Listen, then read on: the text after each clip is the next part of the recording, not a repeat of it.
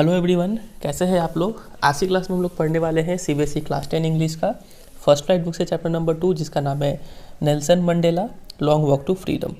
ठीक है, और इसके राइटर हैं नेल्सन रोहिलाला मंडेला। ठीक है, नेल्सन मंडेला का ही फुल नाम हो गया नेल्सन रोहिलाला मंडेला। ठीक है, चलिए सबसे पहले बिफोर यू रीड, तो अपार्टाइड ये वर्ड हमें समझना होगा। अपार्टाइड का मतलब क्या होता है, क्योंकि इसका जिक्र स्टोरी में बहुत बार होगा। तो apartheid is a political system that separates people according to their race. ठीक है, एक ऐसा पॉलिटिकल सिस्टम है जिसमें लोगों को अलग अलग किया जाता है अकॉर्डिंग टू देयर रेस। ठीक है, मतलब अकॉर्डिंग टू देयर कलर या फिर जाति के आधार पर अलग अलग किया जाए। कैन यू से which of these 3 countries named below had such a political system until very recently. तो इस तीनों में से कौन सा कंट्री में ये सिस्टम था अपार्टाइड, बहुत हाल फिलहाल में तक ही। तो इसका आंसर होगा साउथ अफ्रीका। ठीक है, साउथ अफ्रीका में गोरों कालों में भेद किया जाता था और इस रेशियल डिस्क्रिमिनेशन को ही अपार्टाइड बोलते हैं। ठीक है, have you heard of Nelson Mandela, क्या आपने सुना है नेल्सन मंडेला के बारे में। Mandela and his African national Congress spent a life time fighting against apartheid. ठीक है, नेल्सन मंडेला और उनके जो पार्टी थी अफ्रीकन नेशनल कांग्रेस, उन्होंने अपना पूरा जीवन फाइट किया है इस अपार्टाइड के खिलाफ। ठीक है, अपार्टाइड मतलब racial discrimination. Mandela had to spend 30 years in prison, 30 साल उन्होंने जेल में व्यक्त किया। Finally democratic elections were held in South Africa in 1994। ठीक है, डेमोक्रेटिक इलेक्शन मतलब लोगों ने वोटिंग करके लीडर को चुनना स्टार्ट किया 1994 में, और जैसे ही डेमोक्रेसी आ गया साउथ अफ्रीका में तभी ये अपार्टाइड जो है वो हट गया। And Mandela became the first black president of the new nation. ठीक है, पहले काले प्रेसिडेंट थे साउथ अफ्रीका के। तो ये आपको डेट याद रखना है 1994। नेल्सन मंडेला का नाम तो आपको याद ही है, उनका पार्टी का नाम याद रखना है अफ्रीकन नेशनल कांग्रेस। 30 ईयर्स उन्होंने प्रिजन में स्पेंड किया, वो याद रखना है। और 1994 में डेमोक्रेटिक इलेक्शन हुआ, ये आपको याद रखना है। तो नीचे ये जो बॉक्स में एक BBC का न्यूज़ से एक छोटा सा पार्ट छपा हुआ है, उसको हम लोग पढ़ेंगे। तो उससे पहले ये पढ़ लेते हैं। In this extract from his autobiography long walk to freedom. तो आज का जो ये स्टोरी है एक छोटा सा पार्ट है उनके ऑटोबायोग्राफी का। ऑटोबायोग्राफी का नाम है लॉन्ग वॉक टू फ्रीडम, एक बुक है। ठीक है, उस बुक का एक छोटा सा पार्ट इस स्टोरी में डिस्कस किया गया है। और इस बुक के राइटर तो आपको पता ही है नेल्सन मंडेला ही होंगे। तो और ऑटोबायोग्राफी का मतलब आपको पता ही होगा। ऑटोबायोग्राफी का मतलब होता है ऑटो मतलब सेल्फ, बायो मतलब लाइफ, और ग्राफी मतलब राइट, मतलब अपने लाइफ के बारे में लिखना, और ऑटो मतलब सेल्फ, खुद से लिखना। ठीक है, उसको बोलते हैं ऑटोबायोग्राफी। तो चलिए देखते हैं इस बॉक्स में क्या छपा हुआ है उनके बारे में। BBC ने छपा हुआ है ये। तो हेडिंग है Mandela becomes South Africa's first black president. ठीक है, समझ में आ गया होगा। Nelson Mandela has become South Africa's first black president after more than 3 centuries of white rule. तो अब ये देखिए कितना लंबा समय है, 300 साल गोरे लोगों ने राज किया। अब उसके बाद पहले काले प्रेसिडेंट बने थे नेल्सन मंडेला साउथ अफ्रीका के, वो भी कब, 1994 में। ठीक है, mister Mandela's African national Congress party won 252 of the 400 seats in the first democratic elections of south Africa's history. तो 400 सीट में से 252 सीट्स उनकी पार्टी ने जीता था इस इलेक्शन में। ठीक है, और द इनॉग्रेशन सेरेमनी, और उस दिन जो वो शपथ लेने वाले थे 10 मई 1994 को, वो क्या करने वाले थे, इनॉग्रेशन सेरेमनी था उस दिन, मतलब वो उस दिन ओथ टेकिंग था उनका। Took place in the union buildings amphi theatre. ठीक है, यूनियन बिल्डिंग्स में ये इनॉग्रेशन सेरेमनी हेल्ड किया गया था। यूनियन बिल्डिंग्स क्या होता है, जैसे इंडिया में पार्लियामेंट हो गया, जितने भी सरकारी जो अफसर लोग हैं वहीं पे बैठते हैं, MP लोग वहाँ पे बैठते हैं, वैसे ही वहाँ पे भी साउथ अफ्रीका में क्या है, यूनियन बिल्डिंग्स है। तो वहाँ पे जो एम्पी थिएटर था, एम्पी थिएटर क्या होता है, नीचे यहाँ पे मीनिंग दिया गया था, एक सर्कुलर बिल्डिंग होता है, आप पिक्चर में देख लीजिए, इसको बोलते हैं एम्पी थिएटर। ठीक है, इन प्रेटोरिया टुडे, प्रेटोरिया पता है आपको साउथ अफ्रीका का कैपिटल है। तो वहाँ पे इनॉग्रेशन सेरेमनी हेल्ड किया गया था। तो आपको ये प्लेस याद रखना है। ठीक है, कहाँ पे इनॉग्रेशन सेरेमनी हुआ था, union buildings amphi theatre in Pretoria. कब हुआ था, 10 मई 1994। चलिए, attended by politicians and dignitaries from more than 140 countries around the world. तो उस इनॉग्रेशन सेरेमनी में कई सारे पॉलिटिशियंस आए थे और डिग्निटरीज, जाने माने लोग आए थे, फ्रॉम मोर देन 140 कंट्रीज। ठीक है, पूरे वर्ल्ड के 140 कंट्रीज में से सब पॉलिटिशियंस और डिग्निटरीज आए थे। Never never again will this beautiful land experience the operation of one by another, said Nelson Mandela in his address. तो मंडेला जी बोलते हैं कि इस ब्यूटीफुल लैंड पे अब ऐसा कभी नहीं होगा कि एक जन ऑपरेशन का मतलब होता है आपका किसी के ऊपर अत्याचार करना। अब कोई किसी के ऊपर अत्याचार नहीं करेगा इस ब्यूटीफुल लैंड पे। ब्यूटीफुल लैंड यहाँ पे कौन सा है? साउथ अफ्रीकाज लैंड, ठीक है। उसके बाद कुछ डॉट डॉट है। फिर jubilant scenes on the streets of Pretoria followed the ceremony with blacks whites and colours celebrating together. Jubilant मतलब हैप्पीली, मतलब खुशी वाला सीन जो देखने को मिला हमें प्रिटोरिया के स्ट्रीट्स पर। उसके बाद फॉलोड द सेरेमनी, और उस खुशी मना कौन रहे थे? ब्लैक्स लोग, वाइट लोग और कलर्ड, सभी कलर के लोग उस खुशी को मना रहे थे। More than 1 lakh South African man, women and children of all races sang and danced with joy. तो 1 लाख से ज़्यादा साउथ अफ्रीकन पुरुष, महिलाएं और बच्चे, सभी रंगों के, सभी धर्मों के, वो सब, सभी जाति के, वो सब एक साथ गाना गा रहे थे और एक साथ डांस कर रहे थे खुशी के साथ, ठीक है। तो ये चीज़ जो था अखबार में छपा हुआ था, ठीक है। चलिए अब आगे देखते हैं। इधर में एज अ कॉलम दिया गया है, तो हम लोग स्टोरी पढ़ते पढ़ते इस सबका मीनिंग देख लेंगे। तो स्टोरी अब यहाँ से स्टार्ट होता है। 10th में हमें पता है, हमें तो ईयर भी पता है, 10th में 1994। तो 10th में dawned bright and clear. Dawned मतलब बिगैन, ठीक है। 10 मई का जो दिन था वो काफ़ी ब्राइट और क्लियर शुरू हुआ।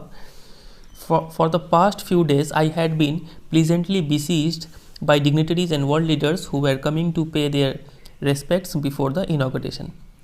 तो पिछले कुछ दिनों से मैं काफ़ी खुशी मन से बिसीज मतलब to be surrounded closely by, तो काफ़ी सारे लोग मेरे आसपास आते थे।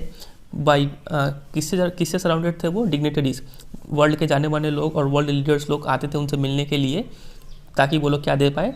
रेस्पेक्ट दे पाए, to pay their respect before the inauguration. क्योंकि ये छोटा मोटा बात नहीं था, काफ़ी बड़ा बात था कि साउथ अफ्रीका में पहली बार 300 साल में एक ब्लैक प्रेसिडेंट होने वाले थे, ठीक है। तो इस बात के लिए सबको उनको आते थे कॉन्ग्रेचुलेशन बोलने के लिए, ठीक है। The inauguration would be the largest gathering ever of international leaders on south African soil. और ये जो इनॉग्रेशन सेरेमनी था, ठीक है, ओथ टेकिंग सेरेमनी था, ये लार्जेस्ट गैदरिंग था ऑफ इंटरनेशनल लीडर। ऐसा कभी नहीं हुआ था कि विश्व के इतने बड़े बड़े लोग और इतने बड़े लार्ज अमाउंट में सब लोग आए थे, लार्ज नंबर्स में वो लोग आए थे। ऐसा पहली बार हो रहा था साउथ अफ्रीकन सॉइल पे, ठीक है। The ceremony took place in the lovely sandstone amphi theatre, ठीक है। एम्पी थिएटर का मतलब बता ही चुके हैं, पिक्चर में भी देख लिए। तो यहाँ पे लिखा भी हुआ है, अ बिल्डिंग विदाउट अ रूफ, छत नहीं होता है उस बिल्डिंग पे, with many rose of seats rising in steps, और सीट्स जो है वो ऊपर की तरफ उठती जाती है, ठीक है, जैसे कि फिल्मों में होता है, हॉल में होता है, ठीक है, वैसा ही सीट्स होता है यहाँ पे। तो ये सेरेमनी जो था वो सैंडस्टोन का बना हुआ एम्पी थिएटर में हुआ था, found by the union buildings, ठीक है, यूनियन बिल्डिंग्स बनाया था इन प्रिटोरिया, ठीक है। तो ये लोकेशन तो हमने पहले याद करके रख लिया है। For decades this had been the seat of white supremacy. दशकों से ये जो एम्पी थिएटर था, यूनियन बिल्डिंग्स का एम्पी थिएटर, ठीक है, यहाँ पे हमेशा गोरो लोग का सुप्रीमेसी था, गोरो लोग का राज था। And now it was the site of a rainbow gathering of different colours and Nations for the installation of south Africa's first democratic non racial government. लेकिन अब क्या था? अब ये एक साइट ऑफ रेनबो गैदरिंग था। साइट ऑफ रेनबो गैदरिंग का मतलब क्या होता है? आप वहाँ पे भी लिखा हुआ, मतलब a beautiful coming together of various peoples like the colours of a rainbow, ठीक है। मतलब डिफरेंट कलर्स के लोग यहाँ पे आए हुए थे आज। इससे पहले सिर्फ गोरे लोग आते थे यहाँ पे, लेकिन आज यहाँ पे डिफरेंट कलर्स के लोग आए थे, जस्ट लाइक अ रेनबो, ठीक है।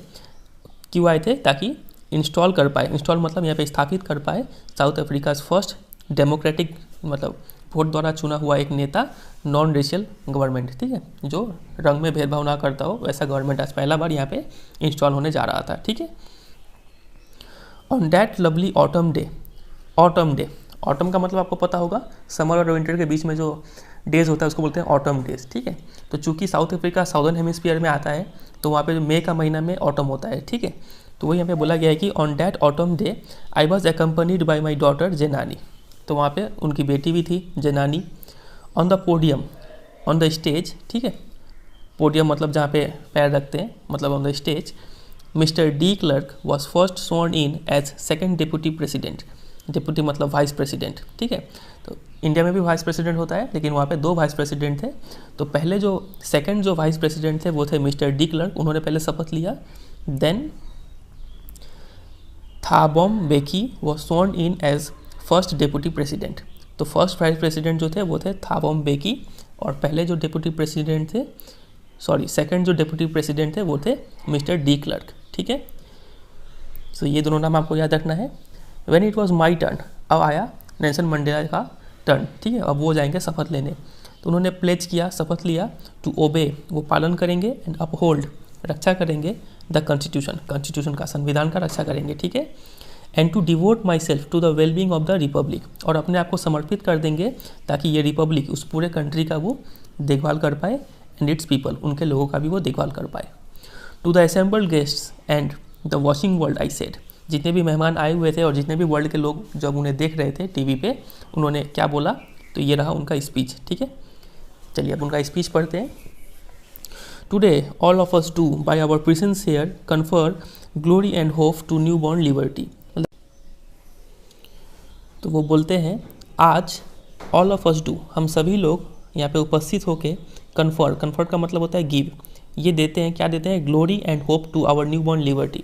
आज हम लोग ग्लोरी एंड होप, ग्लोरी का मतलब होता है सम्मान, ठीक है, सम्मान देते हैं और एक उम्मीद देते हैं, ये जो नया नया जो जन्म लिया है आज़ादी, लिबर्टी, उस आज़ादी को आज हम लोग सब यहाँ पे उपस्थित होके ये होप देते हैं और सम्मान देते हैं, ठीक है।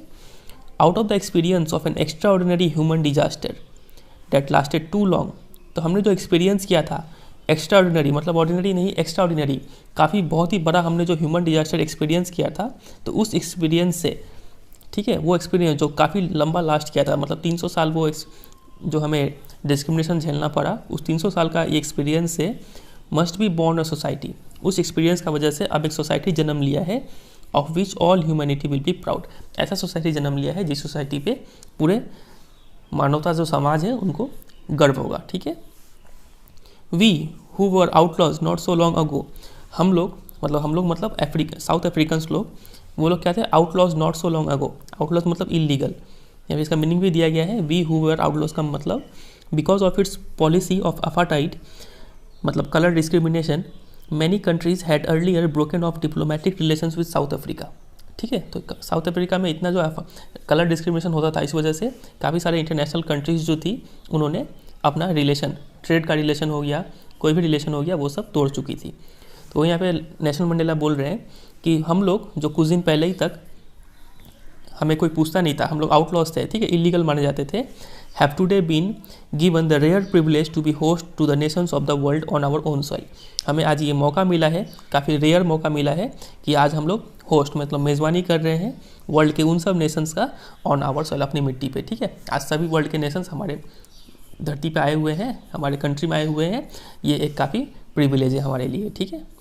We thank all of our distinguished international guests for having come to take possession with the people of our country of what is after all a common victory for justice, for peace and for human dignity। तो हम सब मिलके thank करते हैं, जितने भी international guest जो आए हुए हैं उन सबको हम थैंक यू बोलते हैं, ताकि वो लोग आए हैं हमारे लोगों के साथ इस खुशी में पार्टनरशिप करने के लिए, ठीक है। आप खुशी बांटने के लिए जो इंटरनेशनल लीडर्स लोग आए हुए हैं, हम लोग सब उनका थैंक यू बोलते हैं, उनका स्वागत करते हैं, ताकि वो लोग भी आए और ये खुशी का साझा करें, मतलब take position with the people of our country, मतलब हमारे देश के लोगों के साथ साथ वो लोग भी इस खुशी का हिस्सा बने।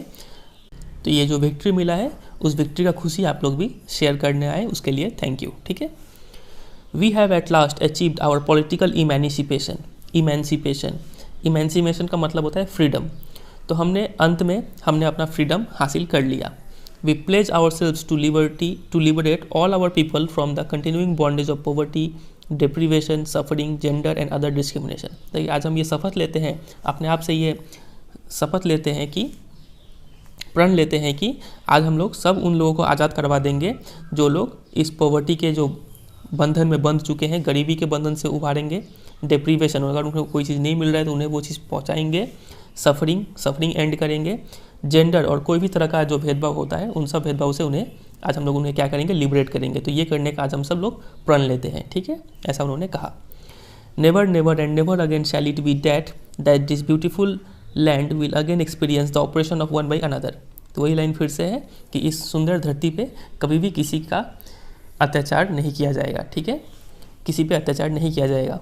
The sun shall never set on so glorious a human achievement. तो the sun shall never set, ये सूरज कभी नहीं ढलेगा यहाँ पे इतना अच्छा ह्यूमन अचीवमेंट पे, मतलब यहाँ पे अंधकार कभी नहीं आएगा, सन हमेशा शाइन करता रहेगा और ये लिबर्टी जो है हमारा हमेशा बरकरार रहेगा। लेट फ्रीडम रेन, रेन का मतलब होता है rule, let freedom rule God bless Africa, ठीक है, ऐसा वो अपना स्पीच देते हैं। अब आगे कंटिन्यू करते हैं। A few moments later we all lifted our eyes in awe as a spectacular array of South African jets, helicopters and troop carriers roared in perfect formation over the Union buildings। तो कुछ ही क्षणों बाद हम सभी ने अपने आँख को आसमान की तरफ देखा अपनी आँखों से और देखा इन ऑ का मतलब इन अमेजमेंट, ठीक है, तो इन एडमिरेशन, तो सबको एडमायर करते हुए आसमान की ओर देख रहे हुए हैं और देखते हैं क्या उन्हें देखने को मिला। वो लोग देखे कि स्पेक्टेकुलर अरे, ठीक है, काफ़ी अच्छा अरेंजमेंट था। स्पेक्टेकुलर अरे का यहाँ पे मीनिंग दिया गया है एन इम्प्रेसिव डिस्प्ले, तो काफ़ी अच्छा एक डिस्प्ले देखने को मिल रहा था ऑफ साउथ अफ्रीकन जेट्स, ठीक है, साउथ अफ्रीकन जेट्स जो थी, हेलीकॉप्टर्स थी और ट्रूप कैरियर्स, सोल्जर को कैरी करने वाली जो जेट थी, वो सब आसमान में अपना कर्तव्य दिखा रहे थे, ठीक है, जैसा हमारे यहाँ पे भी होता है रिपब्लिक डे में, इंडिपेंडेंस डे में, वैसे यहाँ पे भी हो रहा था। तो रोड मतलब दहाड़ रहे थे सब आसमान में इन परफेक्ट फॉर्मेशन, एकदम परफेक्ट शेप में उड़ रहे थे ओवर द यूनियन बिल्डिंग्स, ठीक है, यूनियन बिल्डिंग्स के ऊपर। It was not only a display of pin point precision, ये सिर्फ उनका पिन पॉइंट प्रिसीजन का मतलब एक्यूरेसी, ये सिर्फ उनका एक्यूरेसी का डिस्प्ले नहीं था कि वो इतना अच्छा से शेप फॉर्म कर रहे थे and military force, but a demonstration of the military's loyalty to democracy.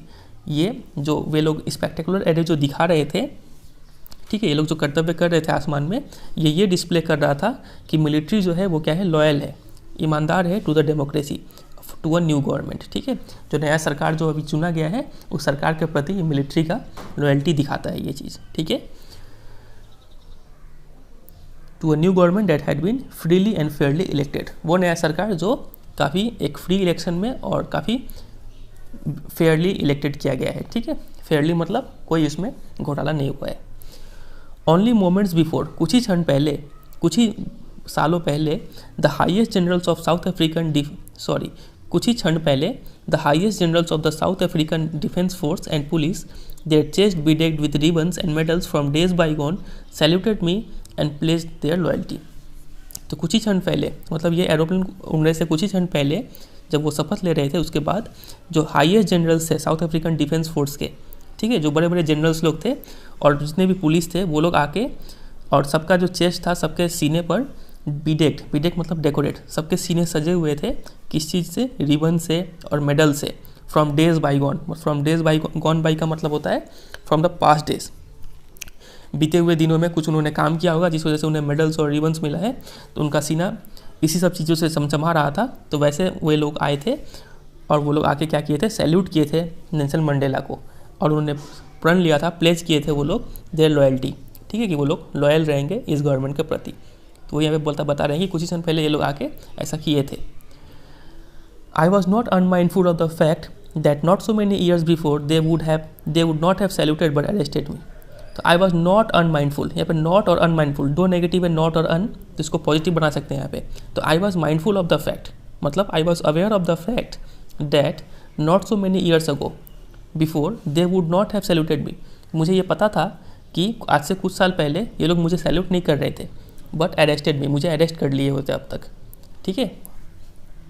Finally a chevron of Impala jets, chevron मतलब a pattern in the shape of a V, ठीक है, left a smoke trail of the red black green blue and gold in the new South African flag, ठीक है। तो इम्फाला jets जो थी वो V shape में ऐसे ऐसे करके उड़ रही थी, ठीक है, और उड़ते उड़ते कोई ब्लू कलर का धुआं छोड़ रहा है, कोई रेड कलर का धुआं छोड़ रहा है, कोई ग्रीन कलर का धुआं छोड़ रहा है, ठीक है, ऐसे करके साउथ अफ्रीकन फ्लैग यहाँ पे बना रहे थे वो लोग, ठीक है।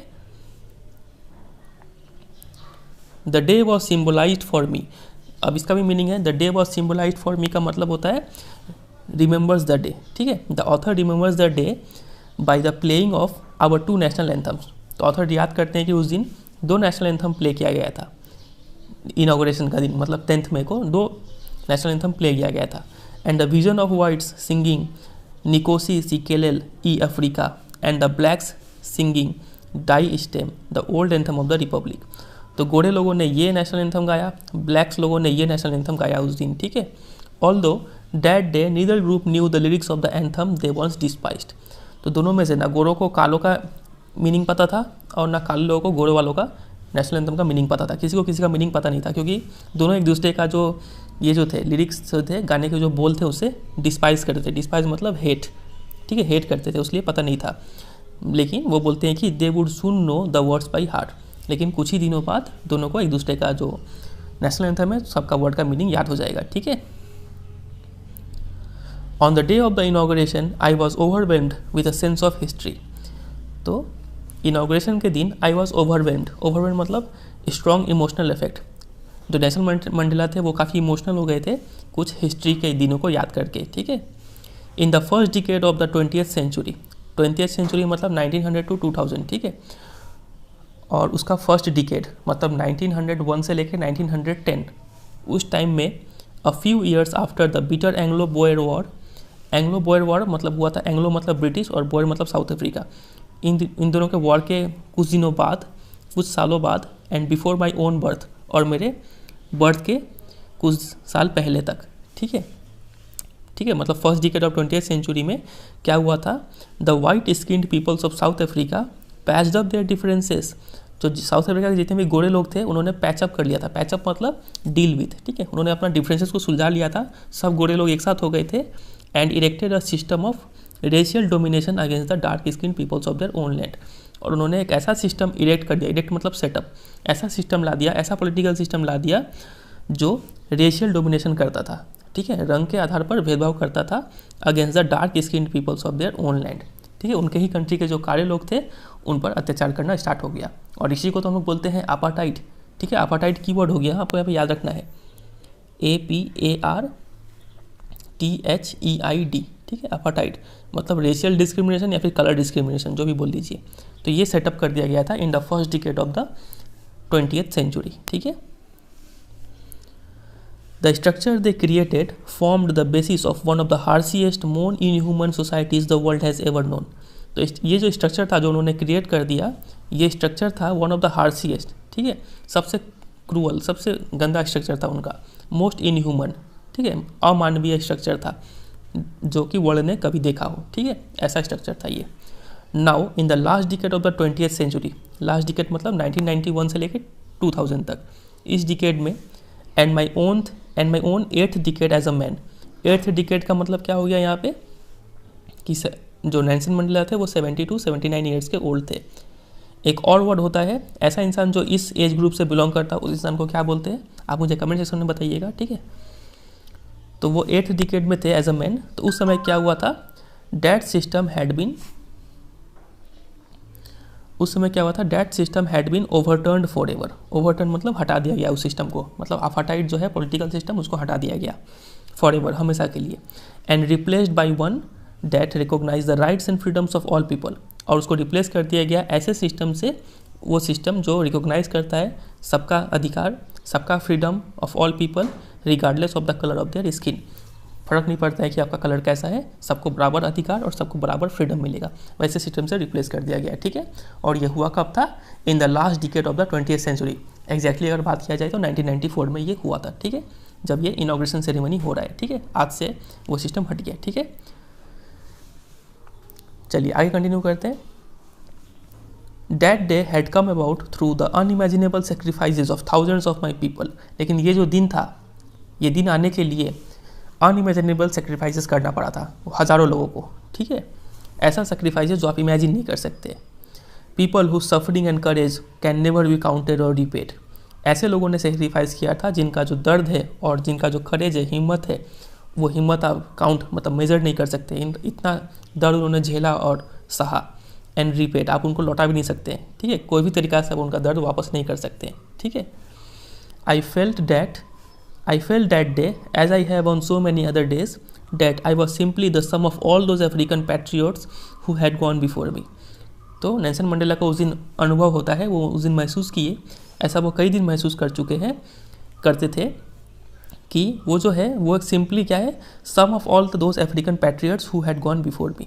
तो जितने भी और भी जो पहले जो देशभक्त जो थे, जो काले लोगों के लिए लड़े थे, उन लोगों का सिंपली ये सम है। नेल्सन मंडेला उन सब की जगह एक इकलौते इंसान खड़े हुए थे, ठीक है, वो बोल रहे हैं। That long and noble line. तो ये जो साउथ अफ्रीकन पैट्रियट्स थे, ये जो लंबे और जो काफ़ी नोबल लाइन है इन लोगों का, एंडेड, वो लाइन तो एंड हो गया, वो लोग सब मर गए, लेकिन now began again with me. लेकिन मेरे साथ ये वापस ये लाइन शुरू हो रहा है, ठीक है, उन नोबल लोगों का लाइन वापस मेरे से शुरू हो रहा है, ठीक है।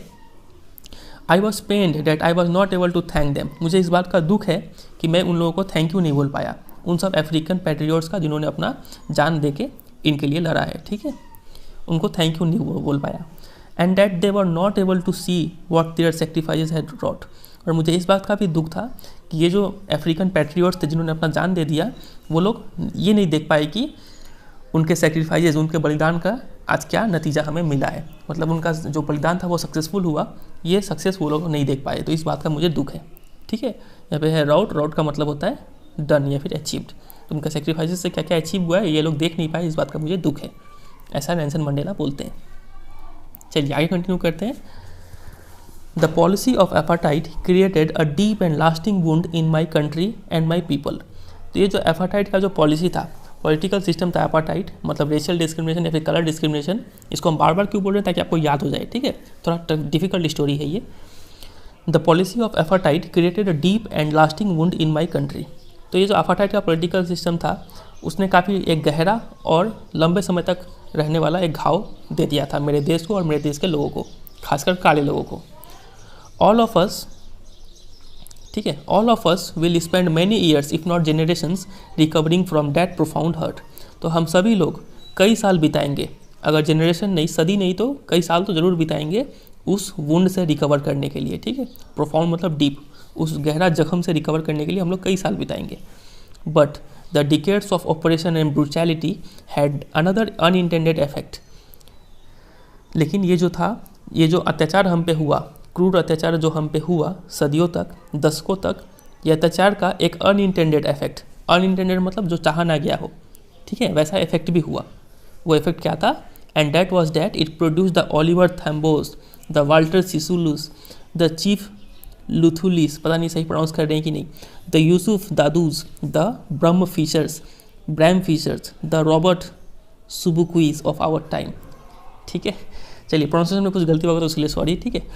तो जो भी है वो बोल रहे हैं कि उसका अनइंटेंडेड इफेक्ट ये था कि उस अत्याचार का वजह से ऐसे महान महान लोग पैदा हुए थे। अब यहाँ पे आप एक बात गौर कीजिएगा कि हम लोग कभी भी प्रॉपर नाउन से पहले, प्रॉपर नाउन मतलब किसी चीज़ का नाम, किसी चीज़ का नाम से पहले हम लोग डेफिनेट आर्टिकल द नहीं लगाते हैं, ठीक है।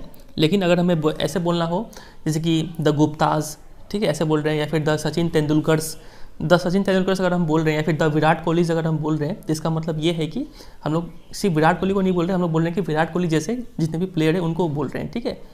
द विराट कोहलीज ऐसे बोल रहे हैं तो इसका मतलब है विराट कोहली जैसे प्लेयर्स। तो वैसे यहाँ पे बोला गया है कि द ओलिवर थैम्बोस, ठीक है, अगर यहाँ पे द लगाए तो लास्ट में एस जरूर लगा होगा। द वाल्टर सिसुलुस, ठीक है, एस यहाँ पे लगाए, सब में लास्ट में एस लगाए, तो ऐसे आप यूज़ कर सकते हैं डिफरेंट आर्टिकल को, ठीक है। तो इन जैसे महान महान लोग पैदा हो गए उस ब्रूटैलिटी का वजह से, ऑपरेशन का वजह से, ठीक है। Man of such extraordinary courage, तो इनके पास काफ़ी ज़्यादा करेज था, विजडम बुद्धि थी, एंड जेनरोसिटी, ठीक है, और काफ़ी ज़्यादा उदार थे वो लोग, ठीक है, दानी टाइप के थे। That their like may never be known again, इतने महान थे लोग कि इनके जैसे लोग शायद अब तो हमें वापस ना देखने को मिले, ठीक है। Perhaps it requires such depths of operation to create such heights of character, तो ये काफ़ी अच्छा लाइन है उनका, ये फेमस लाइन है ये नेल्सन मंडेला का। वो बोलते हैं कि अगर हम किसी इंसान को इतना ऑपरेशन करना पड़ेगा, इतना उत्पीड़न करना पड़ेगा, किसी इंसान पर बहुत ज़्यादा अत्याचार करना पड़ेगा, तभी इस टाइप के कैरेक्टर वाले लोग सामने निखर के आते हैं। एक कहावत है ना कि बुरे वक्त में कुछ लोग बिखर जाते हैं, कुछ लोग निखर जाते हैं। तो आपको अपना अगर असली टैलेंट अगर आपको पहचानना है अपने आप के अंदर, तो आपको पूरे वक्त से होकर गुजरना होगा, ठीक है, क्योंकि जितना आप पे प्रेशर पड़ेगा उतना आप निखरेंगे, ठीक है। तो वही यहाँ पे बोला गया है कि इतना ऑपरेशन, इतना गहराई से अगर किसी पर अत्याचार किया जाए तो ही इस टाइप के कैरेक्टर वाले लोग पैदा होते हैं, ठीक है। My country is rich in the minerals and James date lie beneath it's soil, तो बोलते हैं कि मेरा जो देश है, साउथ अफ्रीका जो कंट्री है, कि मिनरल्स और जेम्स में काफ़ी ज़्यादा रिच है, काफ़ी ज़्यादा अमाउंट में पाए जाते हैं मिट्टी के नीचे।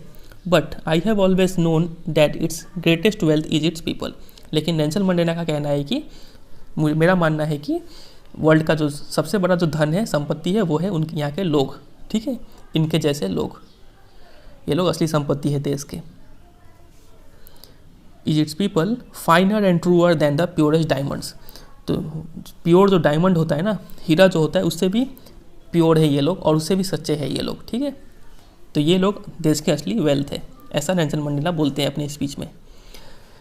It is from these comrades in the struggle, comrades का मतलब होता है साथी, ठीक है, ऐसे ही साथी लोग जो थे स्ट्रगल, मेरे स्ट्रगल में, इस रेशियल डिस्क्रिमिनेशन को हटाने में, ऐसे साथी की वजह से ही that I learn the meaning of courage, मुझे करेज वर्ड का मीनिंग क्या होता है असली मायने में समझ में आया, ठीक है। Time and again I have seen man and women risk and give their lives for an idea, मैंने कई बार ऐसा देखा है कि पुरुष हो या फिर महिलाएं हो, उन्होंने अपने जीवन को दान दे दिया है किसी एक कॉज के खिलाफ लड़ते हुए, ठीक है, कॉज के लिए लड़ते हुए। I have seen man stand up to attacks and torture without breaking, मैंने देखा है कई ऐसे पुरुषों को जो वो लोग अटैक्स और टॉर्चर को झेल जाते हैं विदाउट ब्रेकिंग, बिना टूटे हुए, बिना घबराए, ठीक है, बिना सरेंडर किए हुए वो लोग कोई भी अटैक्स को झेल जाते हैं। Showing a strength and resilience that defies the imagination, ऐसा वो स्ट्रेंथ दिखाते हैं और ऐसा रिजिलियंस दिखाते हैं। रेजिलियंस का मतलब होता है लड़ने की क्षमता, ठीक है, तो ऐसा वो लड़ने की क्षमता दिखाते हैं कि आप इमेजिन नहीं कर सकते हैं, ऐसा चीज़ वो बर्दाश्त कर जाते हैं। I learned that courage was not the absence of fear but the Triumph over it, तो बोलते हैं कि मुझे समझ में आया कि करेज का मतलब सिर्फ एब्सेंस ऑफ फियर नहीं होता है, आपके अंदर डर नहीं है इसका मतलब ये नहीं कि आप करेजियस है, बल्कि ट्रायम्फ ओवर इट, अगर आप डर के ऊपर जीत पा लेते हैं, ठीक है, तब बोला जाएगा कि आपके अंदर क्या है, करेज है। The brave man is not he who does not feel afraid but he who conquers that fear, तो एक बहादुर व्यक्ति वो नहीं होता है जो सिर्फ डर ना फील करे, एक बहादुर व्यक्ति वो होता है जो उस डर के ऊपर काबू पा ले, ठीक है, उस डर के ऊपर जीत पा ले, उसको बोलते हैं ब्रेव मैन, ठीक है। No one is born hating another person because of the colour of his skin और हिज बैकग्राउंड और हिज रिलीजन, तो कोई भी इंसान अपने दिल में नफरत लेकर पैदा नहीं होता है, ये पैराग्राफ काफ़ी अच्छा है, ठीक है, इसको ध्यान से सुनिएगा। बोल रहे हैं कि कोई भी इंसान जब पैदा होता है तो उसके दिल में किसी के लिए नफरत नहीं होता है, कोई एक खास कलर के लिए नफरत नहीं होता है, उसके बैकग्राउंड को लेकर नफरत नहीं होता है कि वो किस जाति से है, किस रिलीजन से है, इसके लिए भी नफरत नहीं होता है। They people must learn to hate, उन्हें सिखाया जाता है कि नफरत कैसे किया जाता है। And if they can be learn to hate, और अगर आप उन्हें नफरत करना सिखा सकते हैं, they can be taught to love, तब आप उन्हें प्यार करना भी सिखा सकते हैं, वो लोग प्यार करना भी सीख सकते हैं, क्योंकि जब आदमी पैदा होता है तो वो तो न्यूट्रल पैदा होता है, ठीक है, लेकिन नफरत करना सीख जाता है वो, तो प्यार करना भी ज़रूर सीख जाएगा। For love comes more naturally to the human heart than its opposite, ठीक है, और प्यार करना सिखाना तो और भी आसान है, क्योंकि प्यार जो है वो काफ़ी ज़्यादा नेचुरली आता है किसी भी इंसान के दिल में, देन द अपोजिट मतलब हेट के तुलना में प्यार जल्दी हो जाता है, ठीक है। इवन इन द ग्रीमियस्ट टाइम्स, ग्रीमियस्ट मतलब सैडेस्ट, सबसे दुख भरा समय में भी, जब हम प्रिजन में थे, आपको पता है वो कितने साल थे जेल में, 30 ईयर्स हमने देखा था स्टार्टिंग में, ठीक है, वो जो 30 साल थे प्रिजन में, when my comrades and I were push to our limits, जब मेरे साथी और मुझे पुश टू आवर लिमिट्स मतलब इतना मारा जाता था, इतना टॉर्चर किया जाता था कि पुश टू आवर लिमिट्स, अब बर्दाश्त के बाहर जा रहा था वो, ठीक है, इस हद तक हम लोगों ने पेन झेला। तो उस समय में भी I would see a glimmer of humanity in one of the guards, मुझे दिखा था एक इंसानियत का हल्का सा झलक दिखा था in one of the guards, एक गार्ड के अंदर, ठीक है, perhaps just for a second, भले एक सेकंड के लिए दिखाओ उसमें इंसानियत, but it was enough to reassure me and keep me going, लेकिन वो हल्का सा इंसानियत का झलक ही काफ़ी था मेरे को रीअश्योर करने में, मेरे को संतावना देने में कि हमारा जीत होगा, एंड कीप मी गोइंग, और मुझे लड़ने में मदद किया वो, इतना सा ह्यूमैनिटी का इतना ताकत है, ठीक है। Man's goodness is a flame that can be hidden but never extinguished, तो इंसान का जो अच्छाई है वो एक लव की तरह है, एक आग की तरह है, फ्लेम की तरह है, जिसे छिपा तो सकते हैं लेकिन कभी बुझा नहीं सकते, ठीक है। In life every man has twin obligations, तो किसी भी इंसान के जीवन में हमेशा दो ऑब्लिगेशन मतलब दो ड्यूटी होता है, ठीक है, दो काम होता है किसी भी इंसान के लाइफ में, वो दो काम क्या होता है, ऑब्लिगेशन टू हिज फैमिली, एक काम टू हिज पेरेंट्स और to his wife and children, एक ऑब्लिगेशन एक ड्यूटी तो होता है फैमिली की तरफ, पेरेंट्स की तरफ, पत्नी की तरफ, बच्चों की तरफ, एंड दूसरी ऑब्लिगेशन ये होता है ही has an obligation to his people, उसके समुदाय के लोगों के प्रति भी एक ड्यूटी होता है, उसके कम्युनिटी के प्रति भी एक ड्यूटी होता है, उसकी कंट्री के प्रति भी एक ड्यूटी होता है, ठीक है। तो समझ में आ गया दो ड्यूटी कौन सा होता है, एक फैमिली की तरफ और एक बाकी लोगों की तरफ, अपने कंट्री की तरफ, ठीक है। In a civil and humane society, तो किसी भी नॉर्मल एक सभ्य और इंसानियत वाले सोसाइटी में each man is able to fulfil these obligations according to his own inclinations and abilities. तो हर एक इंसान ये दोनों ही ड्यूटी काफ़ी अच्छे से निभा सकता है, अपने इंक्लिनेशन, अपने इच्छा के हिसाब से, और अपने एबिलिटी मतलब ताकत के हिसाब से वो दोनों ही ड्यूटी परफॉर्म कर सकता है, जैसा कि नॉर्मली हम इंडिया में भी करते हैं ऐसा, ठीक है, कोई इसमें रुकावट नहीं है। But in a country like South Africa, लेकिन साउथ अफ्रीका जैसे कंट्री में it was almost impossible for a man of my birth and colour to fulfil both of those obligations. ये एक इम्पॉसिबल जैसा चीज़ था कि एक इंसान जो मेरे जैसा कम्युनिटी में पैदा हुआ हो और मेरे कलर का हो, वो इंसान इन दोनों ड्यूटी को एक साथ परफॉर्म नहीं कर सकता है साउथ अफ्रीका जैसे कंट्री में, ठीक है। क्यों, ऐसा क्या होता है? In South Africa a man of colour who attempted to live as a human being was punished and isolated. तो साउथ अफ्रीका में एक मैन ऑफ कलर मतलब ब्लैक मैन, एक काला इंसान अगर अटेम्प्ट करे कि एक ह्यूमन बींग की तरह वो रहे, तो उस इंसान को क्या किया जाएगा? पनिश किया जाएगा, और आइसोलेट मतलब अलग कर दिया जाएगा समाज से, ठीक है। In South Africa a man who tried to fulfil his duty to his people was inevitably ripped from his family and his home and was forced to live a life apart। तो South Africa में अगर एक इंसान कोशिश करे कि वो duty to his people मतलब कंट्री के प्रति अगर वो ड्यूटी निभाना चाहे, तो उसको इनएविटेबली मतलब अनअवॉइडेबली उसको फोर्सिबली क्या किया जाएगा? रिप्ड फ्रॉम हिज फैमिली से अलग कर दिया जाएगा, एंड हिज होम घर से अलग कर दिया जाएगा, और उसको मजबूर किया जाएगा एक ज़िंदगी जिए, एक अलग ज़िंदगी जिए, a twilight existence of secrecy and rebellion, ठीक है। ट्विलाइट मतलब सन ढलने का बाद और रात होने से पहले जो अंधेरा का समय होता है, उस समय को बोलते हैं ट्विलाइट, ठीक है। एक अंधकार भरा जीवन जीने को मजबूर कर देते हैं, ऑफ सीक्रेसी सीक्रेट लाइफ, और एक रिविलियन का लाइफ, राजद्रोही का लाइफ जीने में मजबूर कर देते हैं। I did not in the beginning choose to place my people above my family, but in attempting to serve my people, I found that I was prevented from fulfilling my obligations as a son, a brother, a father and a husband। तो शुरुआत में तो मैंने ऐसा नहीं किया कि मैं पहले देश को देखूँ फिर अपने फैमिली को देखूँ, ठीक है। शुरुआत में पहले मेरा जिम्मेदारी फैमिली के प्रति मैंने निभाया, लेकिन but in attempting to serve my people, जैसे ही मैं अपनी कंट्री के लोगों को मतलब काले लोगों को हेल्प करना चाहा, मैं पाया कि I found that I was prevented from fulfilling my obligations as a son. तो अगर मैं कंट्री के लोगों को हेल्प करने जाता हूँ तो मेरा फैमिली, मेरा बेटा, मेरा भाई, ठीक है, मेरे पिताजी, मेरे हस्बैंड और वाइफ जो भी है, उनके प्रति जो ड्यूटी है वो नहीं निभा पाते हैं। मतलब दोनों में से एक चूज़ करना होगा, क्या तो फैमिली चूज़ करो, नहीं तो आप कंट्री को चूज़ करो, ठीक है। ऐसा सिचुएशन था वहाँ पे। चलिए आगे कंटिन्यू करते हैं। उम्मीद करते हैं आप थक गए होंगे ना। चलिए फिर भी थोड़ा ही सा बचा है, ख़त्म कर डालते हैं। I was not born with hunger to be free. तो ये जो फ्री आज़ाद होने का जो भूख है मेरे अंदर, जब हम पैदा हुए थे तब नहीं था मेरे अंदर, ठीक है। आई वॉज बॉर्न फ्री, जब मैं पैदा हुआ था तो मुझे लग रहा था कि मैं फ्री हूँ, फ्री इन एवरी वे, हर तरीके से फ्री हूँ, दैट आई कुड नो, जैसे मुझे पता था। जिस हिसाब से सोच सकते हैं उस हिसाब से हम फ्री थे। Free to run in the fields near my mother's hut, ठीक है, अपने माँ की कुटिया के बगल में जो मैदान थे उसमें हम दौड़ सकते थे, ये फ्रीडम था। Free to swim in clear stream, ठीक है, साफ नदी में तैरने का फ्रीडम था। That ran through my village, जो हमारे गांव से होकर गुजरता था। Free to roast mealies under the stars, ठीक है, तो मिलीज को रोस्ट करने का भी फ्रीडम था। मिलीज क्या होता है? मकई होता है, आप पिक्चर में देख पा रहे हैं, उसको पकाने का फ्रीडम था।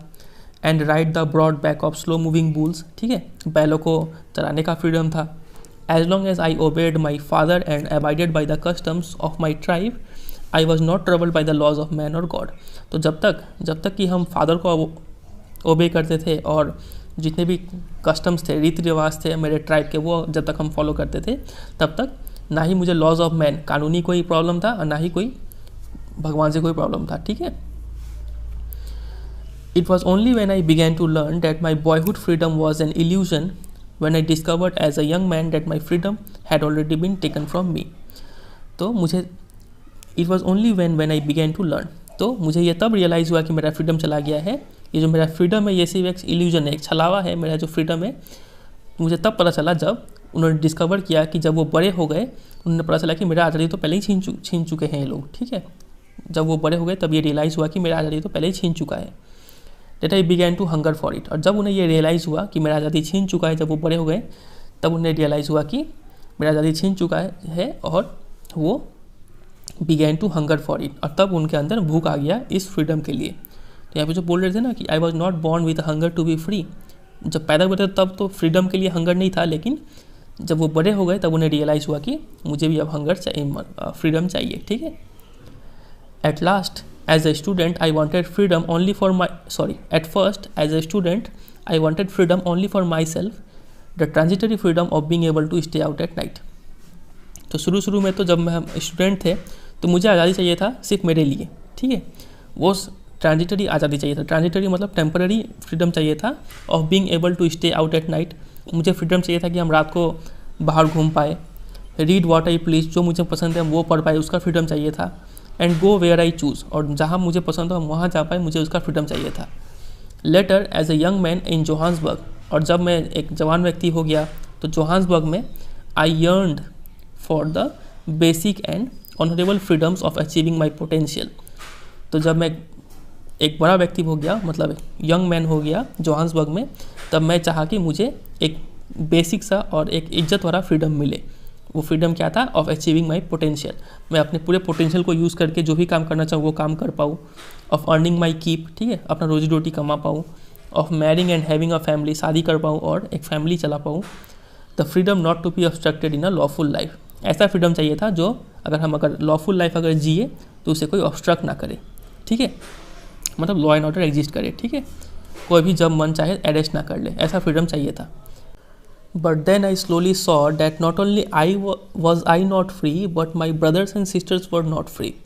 तो तब नेल्सन मंडेला को ये रियलाइज़ होता है कि ऐसा नहीं है कि सिर्फ मैं ही फ्री नहीं हूँ, बल्कि मेरे जितने भी भाई और बहनें हैं वो सब भी फ्री नहीं हैं। I saw that it was not just my freedom that was curtailed, but the freedom of everyone who looked like I did. उन्होंने देखा कि ऐसा नहीं है कि सिर्फ उनका ही फ्रीडम कर्टेल मतलब रिड्यूस, ऐसा नहीं कि उनका ही फ्रीडम सिर्फ रिड्यूस किया गया हो, बल्कि फ्रीडम उन सभी लोगों का रिड्यूस किया गया है जो मेरी तरह दिखते थे, मतलब जो काले लोग थे। That is when I joined the African National Congress, और तभी मैंने क्या किया? African national Congress party join किया। And that is when the hunger for my own freedom became the greater hunger for the freedom of my people.